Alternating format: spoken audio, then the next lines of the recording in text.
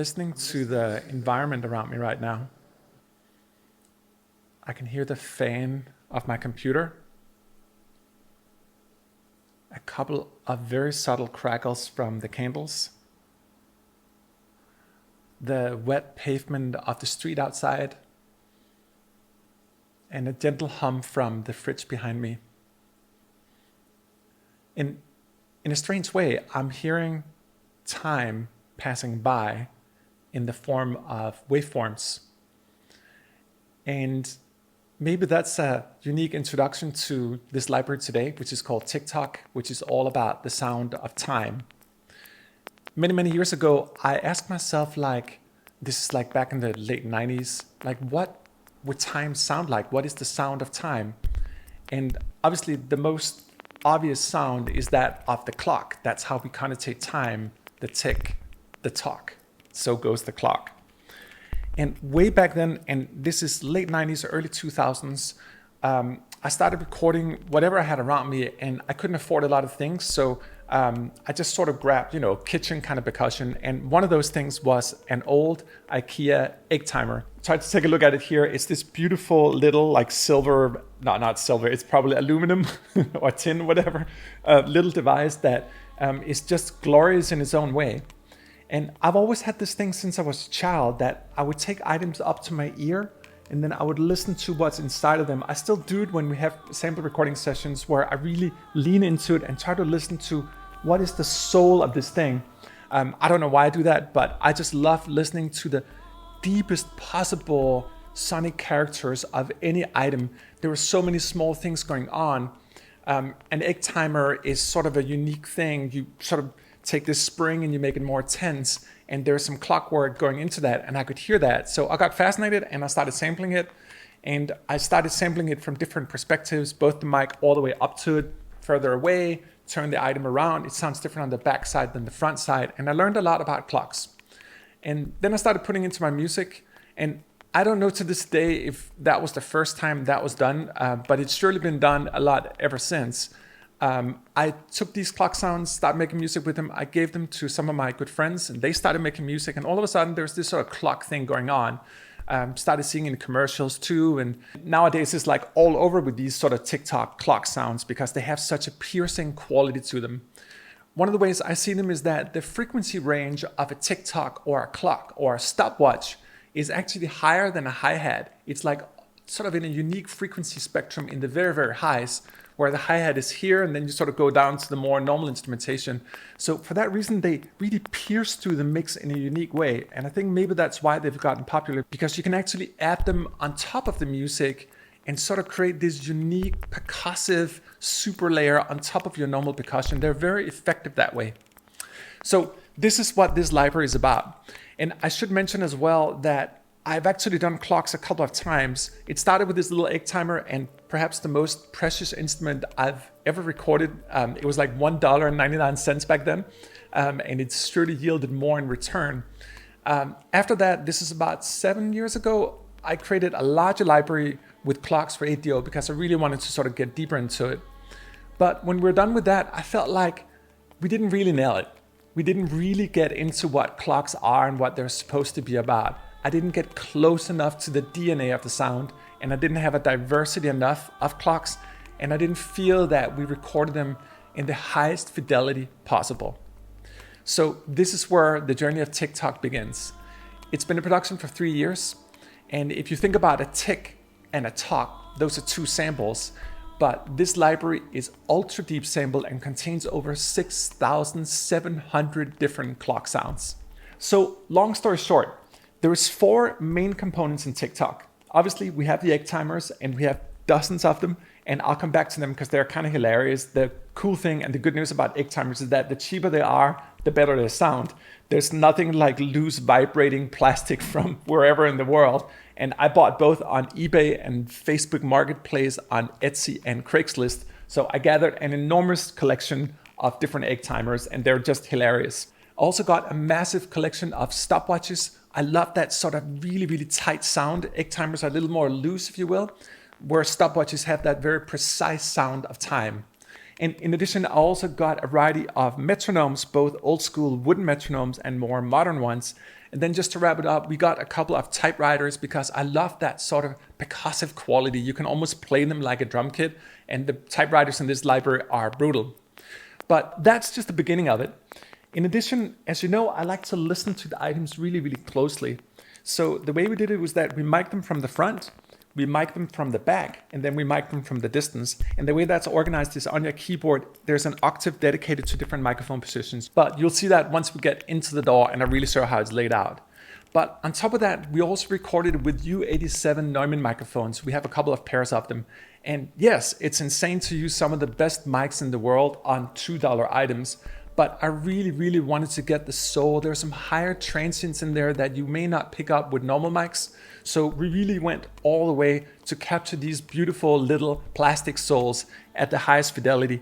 And of course, something like Stopwatches, there's so many beautiful small mechanics inside of them. And when you use really good microphones, the odds for capturing those small things are higher.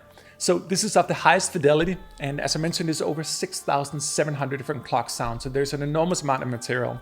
And the way I'm going to do it in this video is to first show you some contextual mini demos. These are demos where you can hear how the clocks are used in context to different styles of music. It can be hybrid, it can be pop. You can use them in so many different contexts. You can even overlay them on instruments so they get more of that sort of tick-tocky quality to them. And then in the last segment of the video, I'm just going to do some out-of-box demonstrations of the clocks so you can truly hear what they sound like on their own. They're so beautiful, they're so musical, and they add such a unique element to music.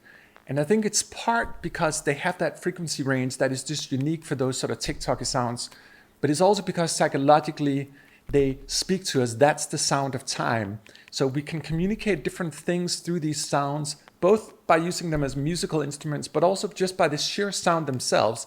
They have such a big, deep psychological connotation to the way we sort of treat them. But, you know, I feel like I'm in one of those commercials, but, you know, we also add this, like, there's one more thing about this library, and I can't believe I haven't said it before, because this is actually the most important part and definitely the most time-consuming part. TikTok took 3 years to create, and one of the reasons was that we not only recorded every single egg timer and stopwatch and typewriter and metronome on their own, but we also recorded them in little groups. We call that divisi or chamber ensembles in classical music, but we did the same thing for all these different instruments, if you can call them instruments. I see them as instruments. So it's not just that we have them singular, but it's also that we have them in pairs. And then on top of that, we also recorded them as ensembles, meaning that we have the whole array playing at the same time. That's pretty hard to do because egg timers and stopwatches from different countries and different eras don't necessarily treat time the same way. So we had to keep re-recording them to build these heavy, heavy chains of round robin so you get natural variations in the tick-tocks as well. So single, chamber, and ensemble as well. But without further ado, let's get inside of the DAW. Let me show you a variety of contextual mini demos that I've written where you can see how I use the clocks in different types of music. And then in the later part of the video, I want to show you what all these different tick-tocks sound out like right out of the box. They're so beautiful, and I can't wait to share it with you.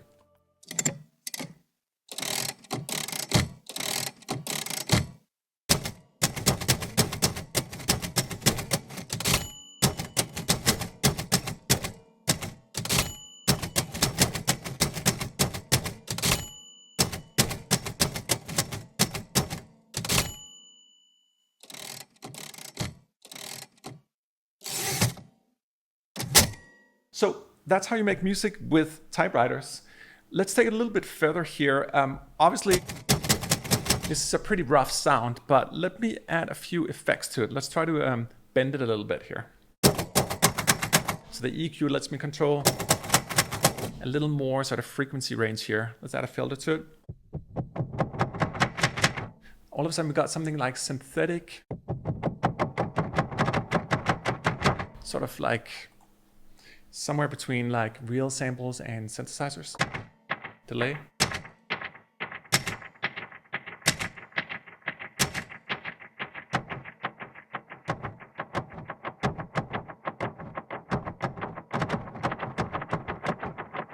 Okay, and another BBD. And let me just trigger a basic arpeggiation here, just so you can see what you can do with the typewriter.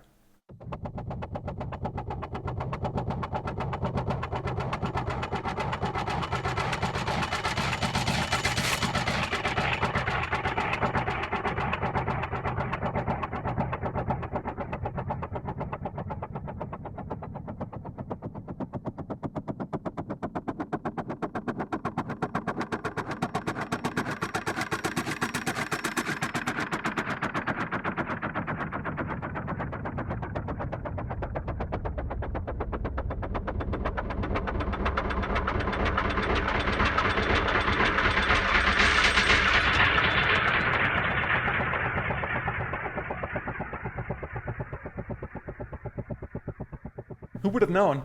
In the beginning, when we got the typewriters, I was like, these are, rough instruments. Let me take off the effects here. They have sort of hardcore kind of sound to them, but in Soundpaint, you can really mangle them into more sort of musically cinematic kind of instruments. But that was just the beginning of it. Let me show you a couple of the different timers here. In this case here, it's a little plastic egg cow. It's an egg timer, but it looks kind of like a cow. And this is the single version of it, meaning that we only recorded one of them. And the different octaves here will represent different microphone positions. So that's one mic. This is from the backside. And this one is really close. And there's more up here as well. And every single key represents a unique sample of it. So you have full control. So if you find like a couple of sounds you really like this one here has a very sort of percussive definition, where this one is more subtle. So I would normally use the percussive one as a snare. But you can also just play them in the arpeggiator.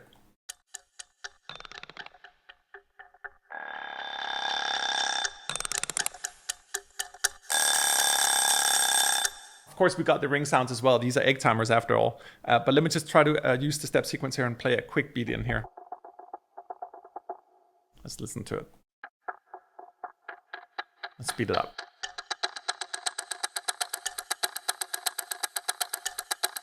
Or something else.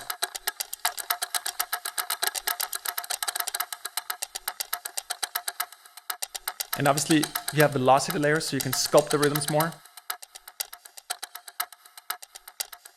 Or really fast. Or multiple octaves.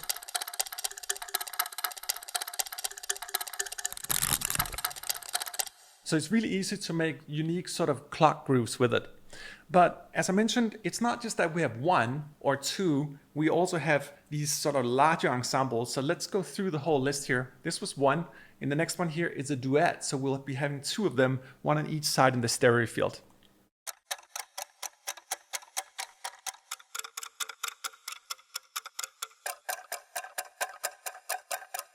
And again, you're listening to the different perspectives. This is one, this is from the backside. Further up here on the keys, it continues. And then we get into like more exotic stuff up here where you can like start doing more tonal stuff with them. Let me also play an arpeggiation with this one here.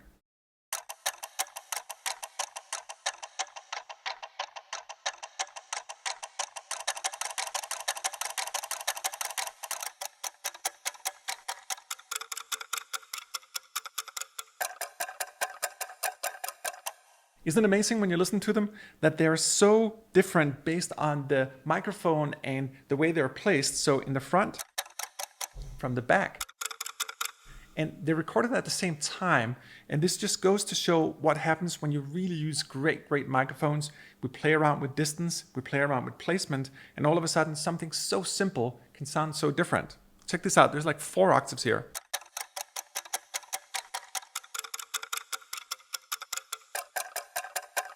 This one for me, I mean. Let me just put that in the step sequencer.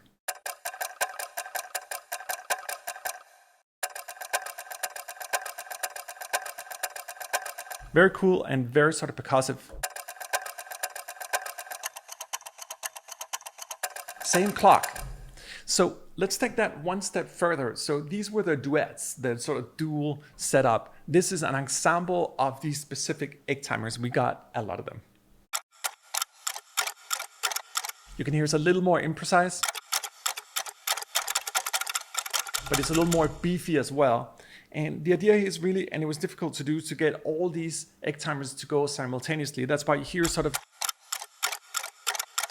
they're not always totally in sync. If you want to make them tighter, if you really like the sound, and I happen to do because it's a little larger, it's a little more ensemble-like, but if you want it tighter, you can always open offset here on the modules and then use detail down here in the UI to make the sound tighter.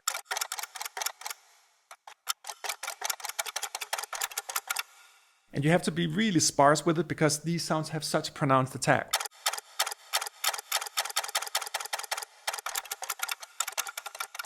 But you can hear it gets sort of tighter the more you move the little detail button down here. That's the ensemble. Let's try to listen to an arpeggiation with those as well. Right, let's listen to that. Maybe a little bit fast.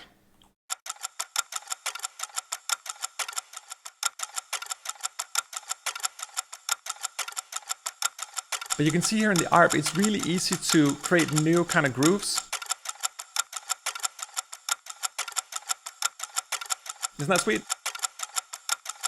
Let me show another one here. For example, this would be an ow. It has a different sound. So the cow in comparison and the ow. So they sound different from different positions. And this is what I mean with really going crazy with over 6,000 different clock sounds, because there's so many different clocks, singular, dual or little chamber ensembles, and then full ensembles, and then just a bucket load of them. For example, there's not just one owl here, there's another owl down here. Or you can play them as a duet as well. And we'll come back to the egg timers. I just wanted to give you a brief introduction right now about like the diversity of them here as well. We also got stopwatches. Let me show you a little bit of them as well.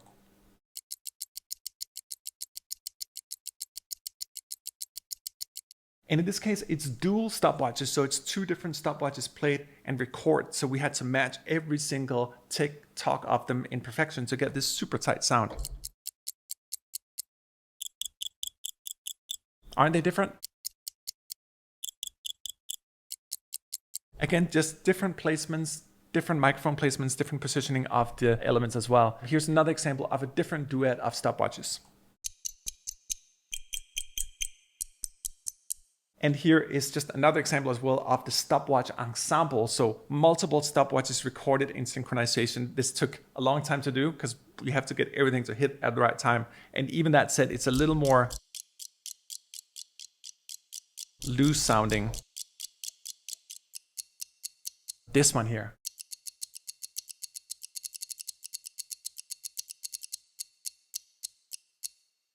And of course, you also got singular stopwatches.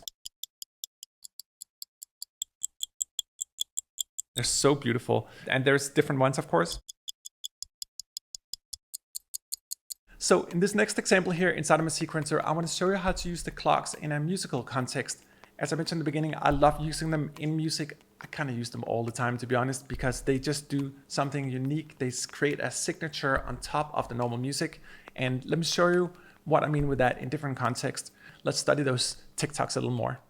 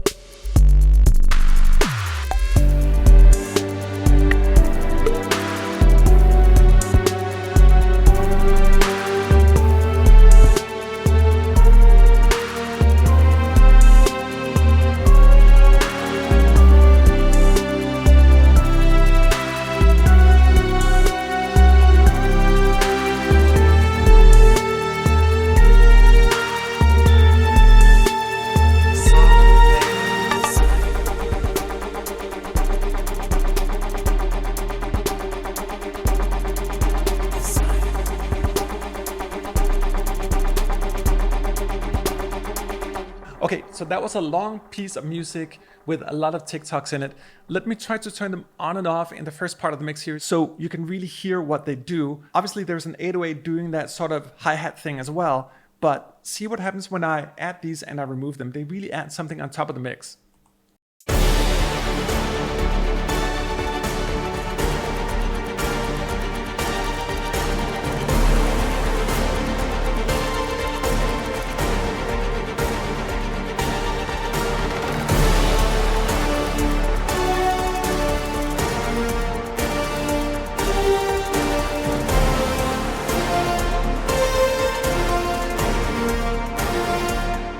You can hear the 808 sort of went up in the mix, but particularly in the beginning, it really makes a big difference whether they're there or not. And to me, they add an element of action and a part of that sort of psychological dimension of time moving, like something's going on, like it's all very urgent. I'll show you a variety of examples how to use the clocks. It doesn't have to be for stressful trailer music. They can really be used in many unique ways as well. Let me show you a few more applications of how to use this very same example here. Again, we're just listening to the stopwatch ensemble here, used in many different contexts of music.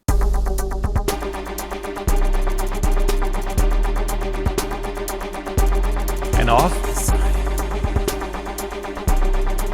And on.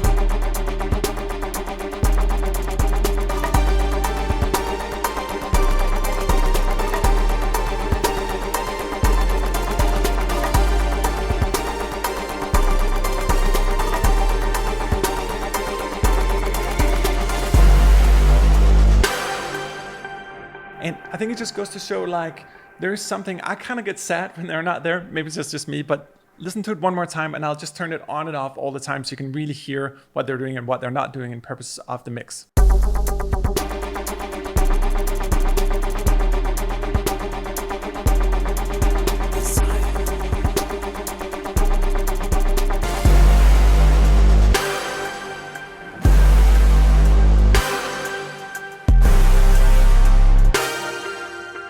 And here is yet another piece of music, still just using the same ensemble here.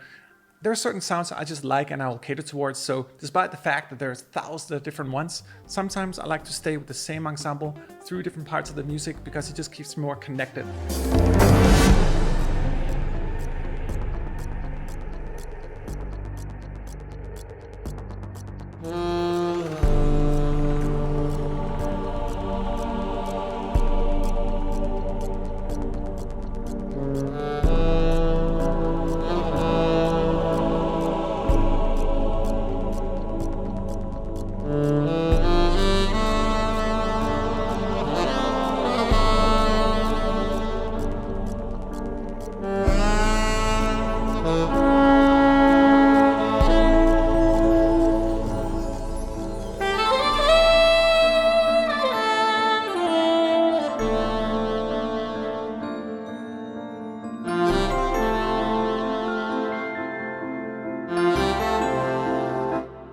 I don't know if you noticed, but time actually sort of started going up throughout that segment where up here where the clock was playing. I think that's really interesting to work within the compositions as well, to work with time in our compositions and not just stay with the same timeline. I often think of bands and real performers, they're not totally locked to a quantized grid. And I sometimes feel and fear a little bit that the computers become such a stiff instrument because we're all bound to the grid. But real music is not totally on a grid. So I like to play, especially using something as tight as these clocks here, sometimes moving time around a little bit, stretch and massage your composition. All right, so in this next example, I'm going to show you how to use the Owls duet that we listened to a little bit earlier on, and show you how they can work in context of music as well. Again, there's so many applications. In this one here, I was trying to create something that was, I don't know, kind of like trap music versus jazz or something weird.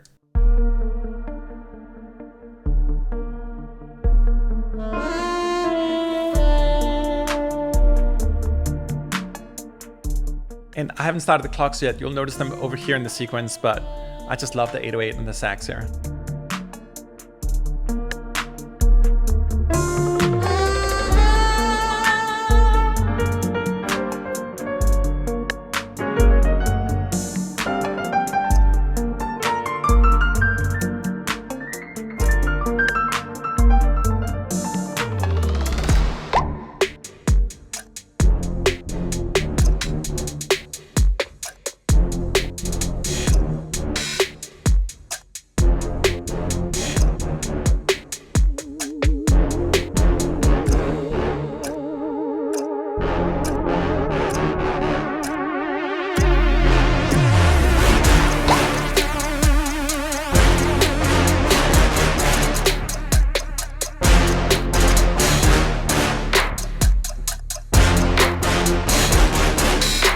with my lips.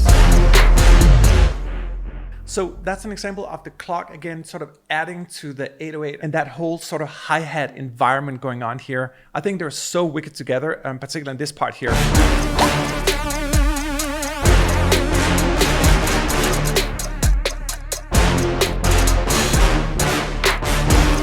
So I really play them like drums or like percussion. If you listen to this part here, standalone.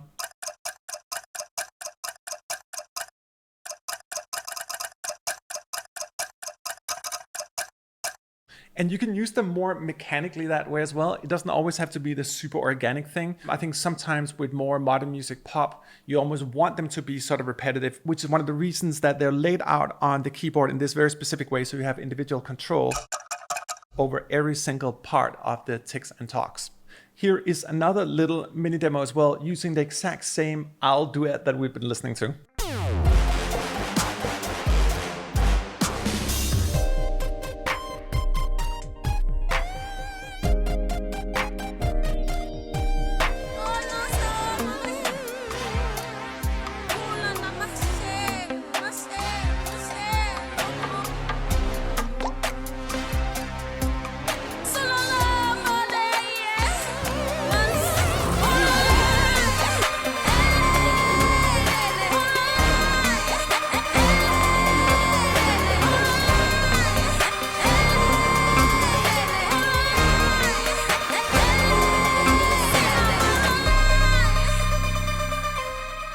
And everything you're hearing here is coming from Soundpaint. I have this sort of master template that I like to paint in and just try out different things and exclusively use Soundpaint. So really try to stretch the engine and see what it's made of when you put tons of instruments in and how it behaves in large templates. This template has about like 300 tracks running at the same time here.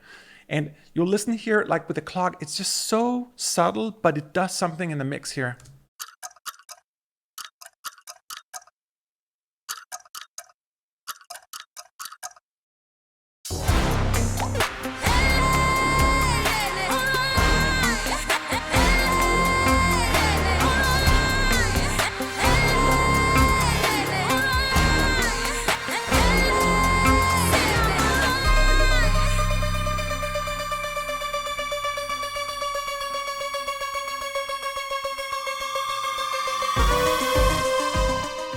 In this next example here, I was trying to use the clock together with like Synthwave.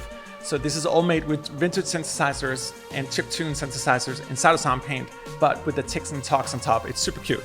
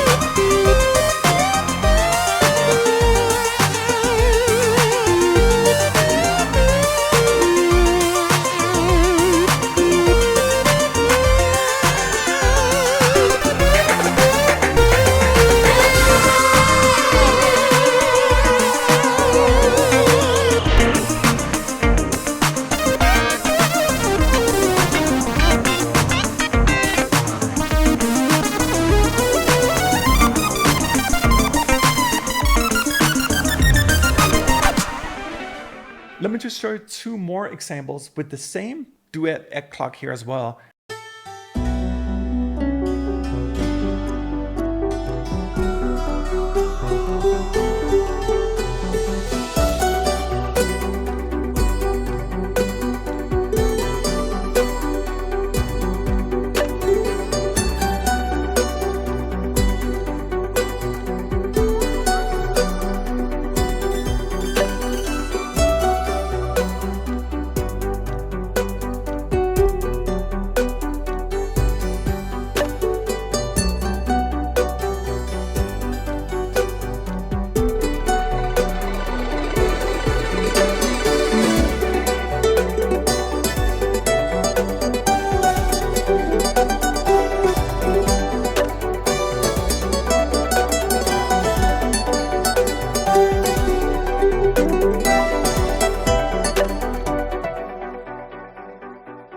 I Absolutely love this last part here. I like sometimes when I make music to sort of visualize different things. In this one, I was thinking about like musical fireworks, or almost at an atomic level, what happens when different atoms collide and how that sort of becomes explosive a little bit randomly. Dang, dang, dang, dang. So sweet. And the clocks do play a role here as well. Just lying behind. And they don't always have to be fast either. And in context to the music.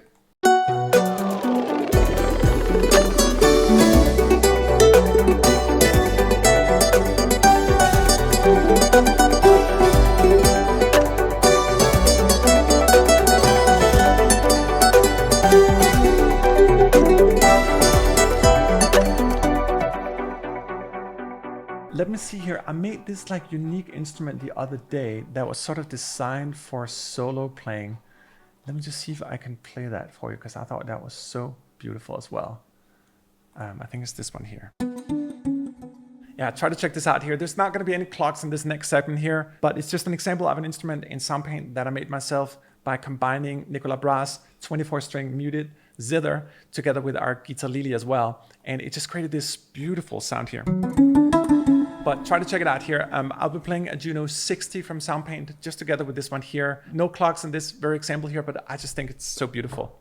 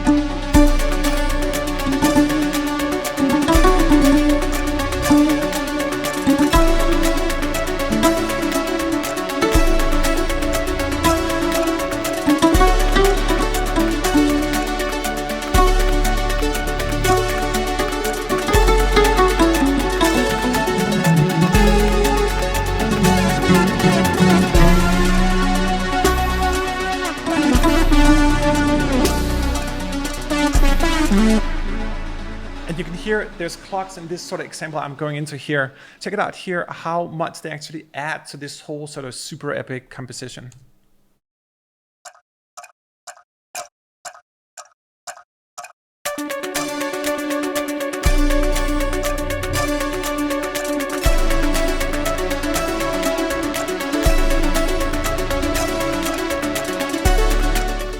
And let me try to turn them on and off so you can hear them in context.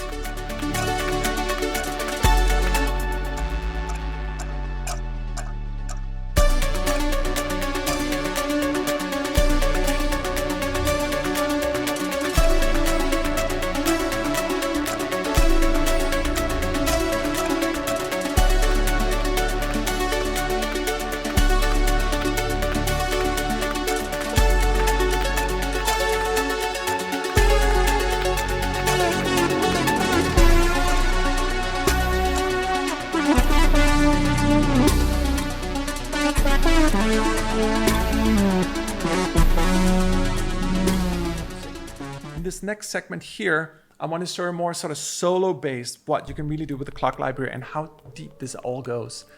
This is all with the deepest intention of never having to come back to ever do clocks again.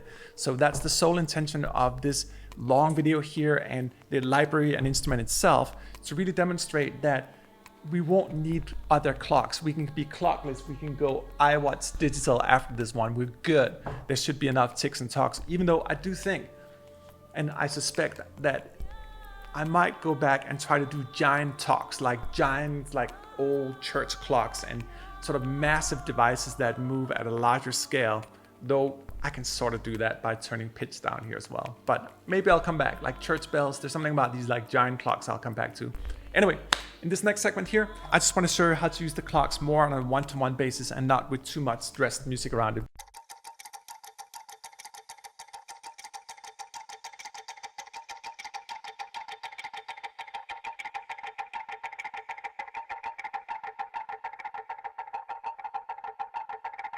You hear that distortion? Okay, let me add the other tracks.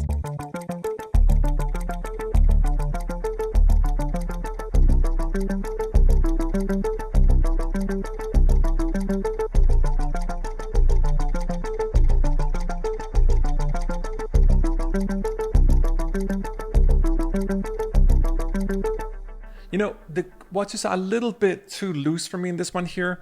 And there actually is a little bit of pitch inside of the clocks here. Let me just listen to the music again and then find what the pitch of the clock is and make sure that fits the core root note of the music.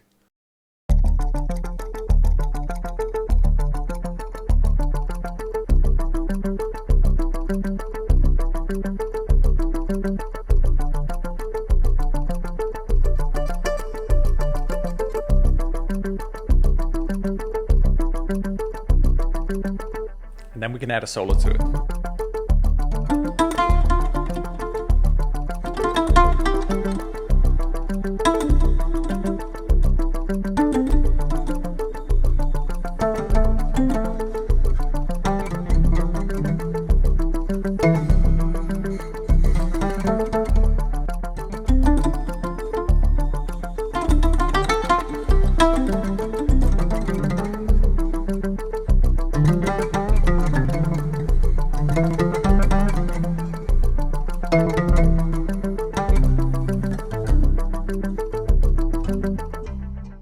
Right now I'm playing the zither again, Nicolas Brass's zither combined with our guitarlili. And let me just try to add the stopwatches on top of it and use them as sort of little tic-tacky augmenting sounds on top of the zither.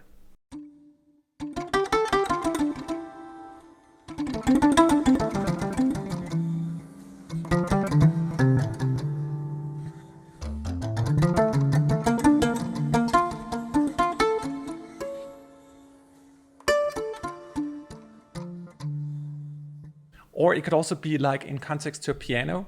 So in this case, our free 1928 played with little tick-tocks on top of them. And in this case here, using the egg timer duet.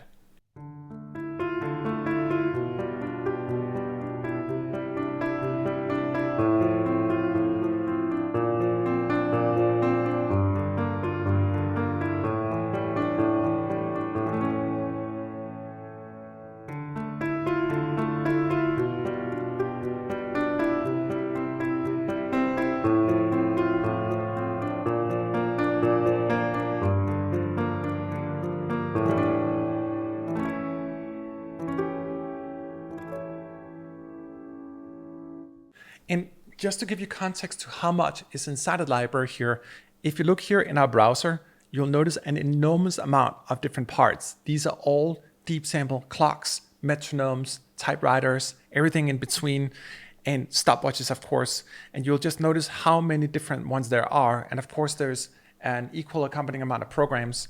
Let me just show you one more example here of the egg timer duet mix as well, which is, I just love the duets or the little chamber ensembles, if you will, because they have that sort of more stereo-wide feel to them and not as singular in their character, but a little more like two drummers playing together. Let me show you an example of what I mean with this.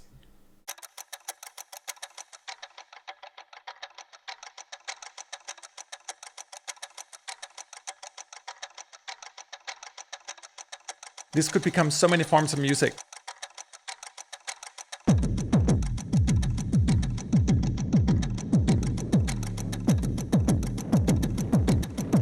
Or it could be something totally different.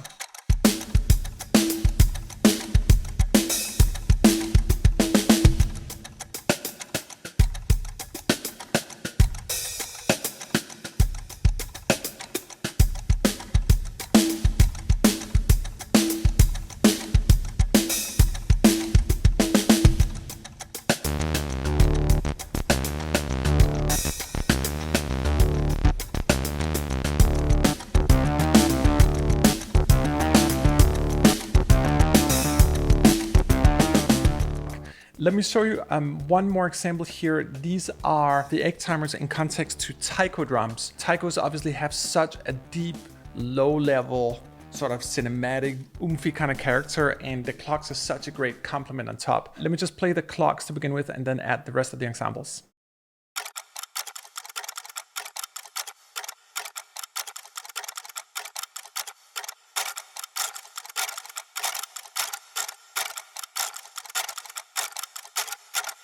And you'll notice here that I'm playing the ensemble of egg timers, and here I'm playing them really like a lot of them together. So it's not just, you know, one key is actually multiple of them, but you play a lot of different keys at the same time. You get this whole like symphony of egg timers. And I thought it was just funny to sort of match that to the taikos. Let me add some taikos here on top of it.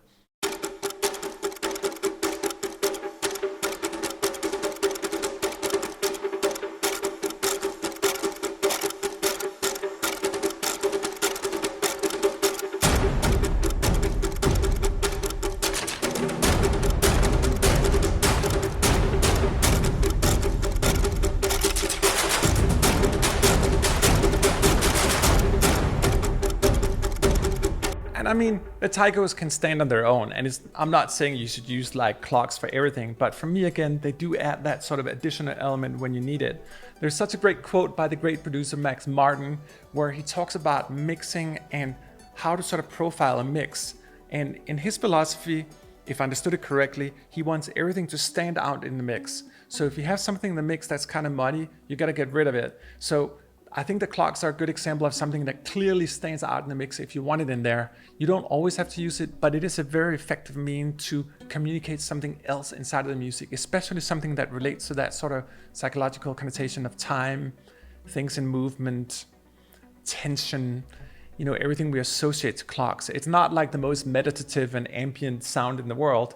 I don't know if I would use it for focus music, for example, because it takes attention when you listen to it, but it has broad application. I mean, it's used in so many types of pop music today, and hip hop, and obviously EDM as well, where they use it often for building up to the drops and all that, but so many different applications. Let me try to, here in the last segment of the video, just to show you what the clocks sound like on their own and not be too extravagant in any of the sort of demos, because we've listened to so many contextual demos, but just to offer you an idea about what they actually sound like in their core nature and just go through the different ones. We'll also be listening to the Typewriters and the Metronomes as well, and obviously the kind of different stopwatch ensembles as well. There's too much to show really in this library here. I could do a 3-hour video on clocks, but that would drive everyone insane. So let me just show you this last part here and hopefully wrap it up in a way so you feel like you're clocked out once you're done with this video.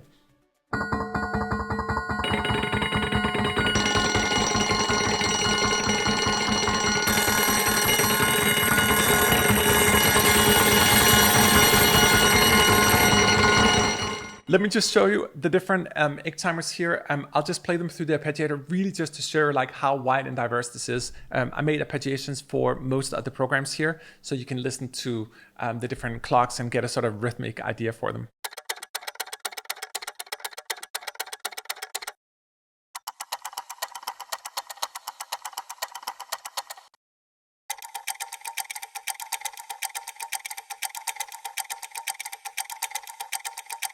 I mean, who doesn't like 7/8 for epic music?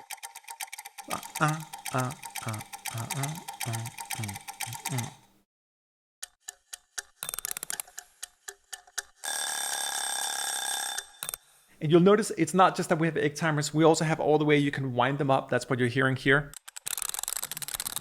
And obviously all the bells as well.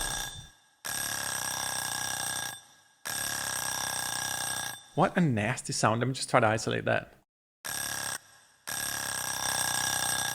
One thing I love to do in Soundpaint is to take the EQ5 and then find certain frequencies. You can hear there's sort of a middle range sound. That one. And one thing I highly encourage you guys to do is to right click on the EQ here and associate it to your mod wheel. Then all of a sudden you can start playing around with the EQ as a modulation source. And you can also do it with the frequency here, which is fun. So you can run up and down the bands. Let's listen again.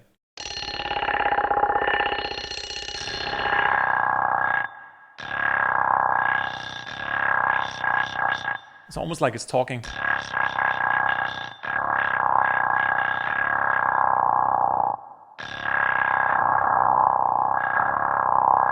Nasty.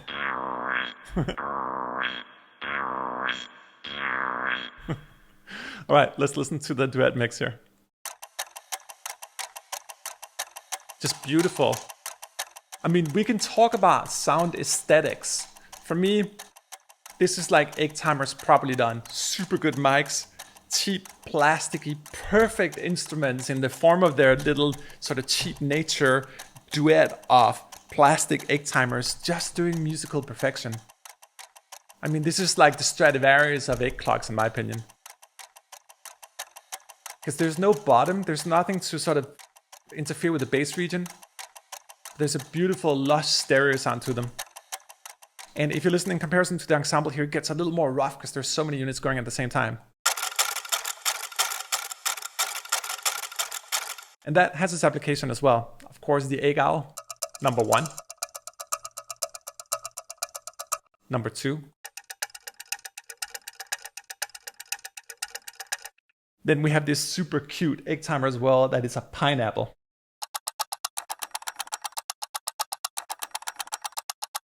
We got your standard egg timer. We got a little like teapot egg timer. We got tomato egg timer number 1.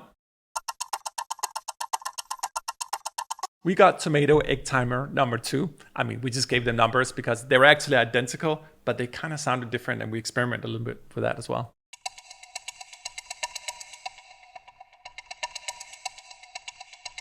And you can be sure every time you load a program in Soundpaint that the mod wheel is going to be doing something. Let me show you something else here. As I mentioned, we also recorded metronomes because for me, they have the same sort of connotation of time. So this would be a metronome ensemble. I don't know if you know, but if you have a lot of metronomes and you put them roughly in the same tempo, they actually end up synchronizing, which is a beautiful physical phenomena.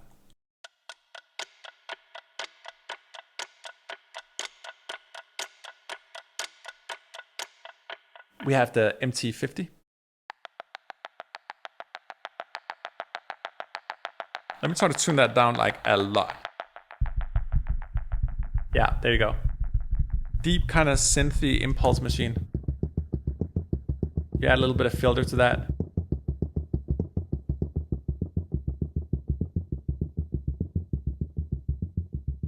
You get like sort of this deep cinematic pulse. We also have old school wooden metronomes.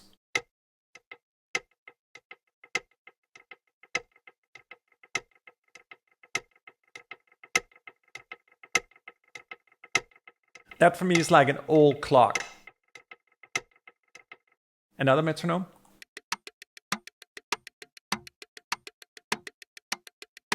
And granted, I'm playing them in the arpeggiator, but these are also recorded across the entire keyboard. So there's just thousands and thousands of samples in these ones. This is all the metronomes combined.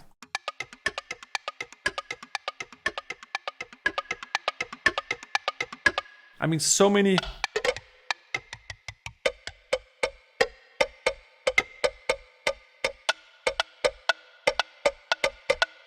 This to me sounds almost like a broken cowbell.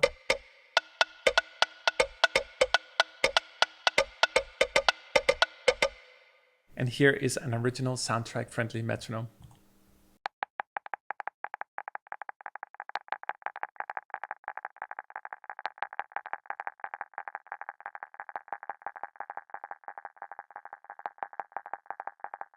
Isn't that beautiful?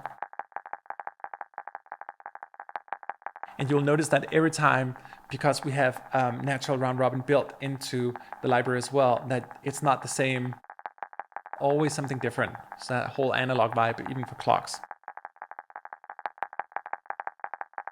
I'm trying to tune that one down again. It's minus 40.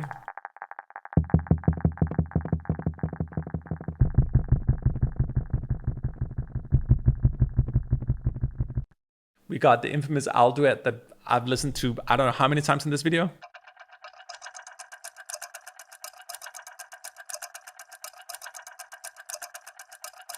That's another gem when it comes to egg timers, in my opinion. Let me just turn the effects off here. I'll turn everything off so you can just hear it in its raw state.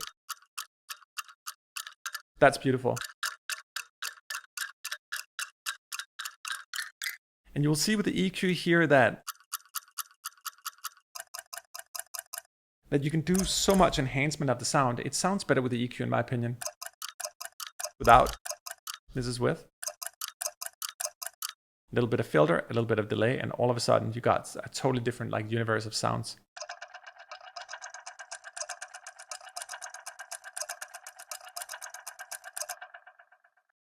In this one, I took the bell of an old typewriter and combined it with our free 1928 piano. I just think it's so sweet.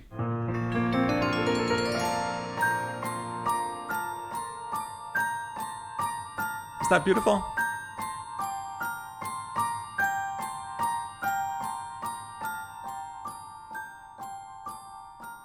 And really, if I show you what that typewriter sounds like in its core state, you're gonna be like, how could that ever be beautiful?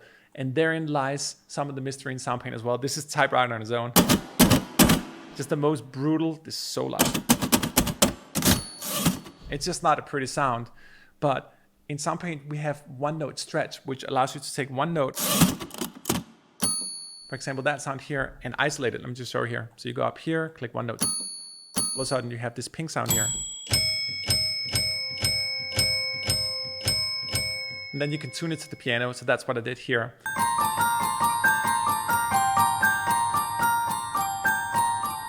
Like the ultimate little sort of glockenspiel. Here is a program called When Santa Got Drunk.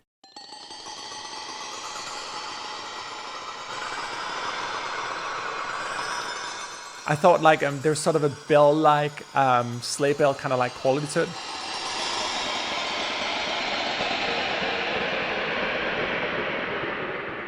Yeah, Santa hit it real hard in that one. This is maybe my favorite arpeggiation I've ever built, just because it makes me laugh every time I hear it. Just imagine like old school secretary at work.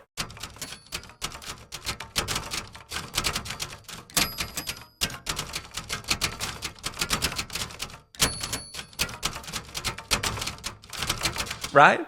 Like it makes the art just more alive. Of course, we also got stopwatches in the library. Let me just show you some different profiles for them as well. Stopwatches for me is the tightest in the clock category and often really useful for epic music because you don't always want to have too much of that sort of mushiness. Even for some of these more elaborate sort of duets, they can get a little bit sort of loose in their sound. Stopwatches have that very, very tight connotation and perhaps even more of a psychological connotation of tightness and tension as well.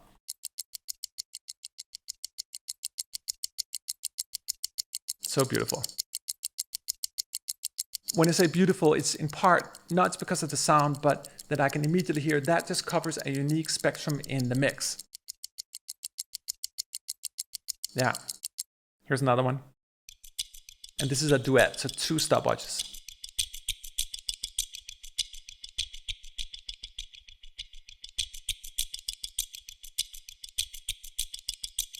And here's another duet.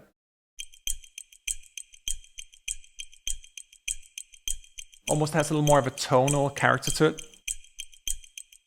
And here is an ensemble of stopwatches.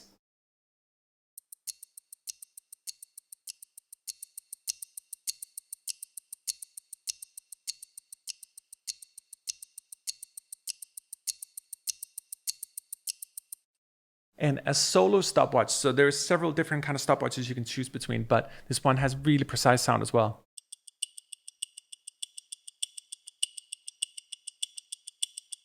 And play around with pitch.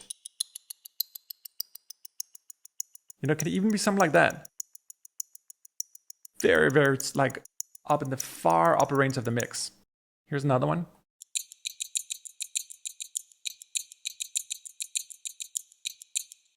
And more stopwatches. And another one. Do I sound like DJ Khaled when I say that? Because I don't want to sound like DJ Khaled. I don't have anything against DJ Khaled. Why would I just diss him so suddenly? Just because he says another one is like, that's just smart. I read like he used to be like a radio DJ. So he really learned to use those sort of burning one-liners. Another one.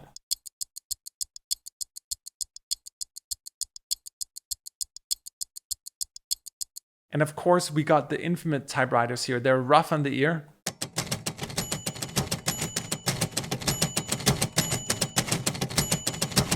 But we just thought it could be cool to use the typewriters as sort of percussive instruments. Anyway, it could be an endless homage to clocks, in my opinion. We could talk about this for hours, but I hope this video have given you a little bit of an insight into what you can do with clock sounds.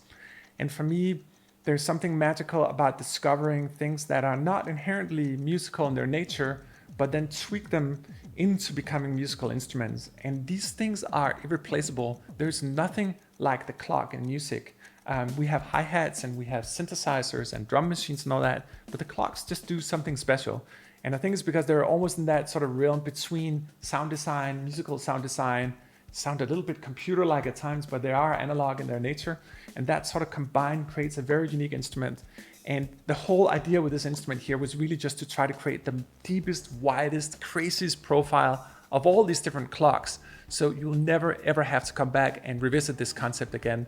Anyway, my name is Trolls. Thank you for watching this video. If you made it all the way here, if you didn't, I love you anyway. Yeah, that's it. Tick, tock, so goes the clock. Now I fade away.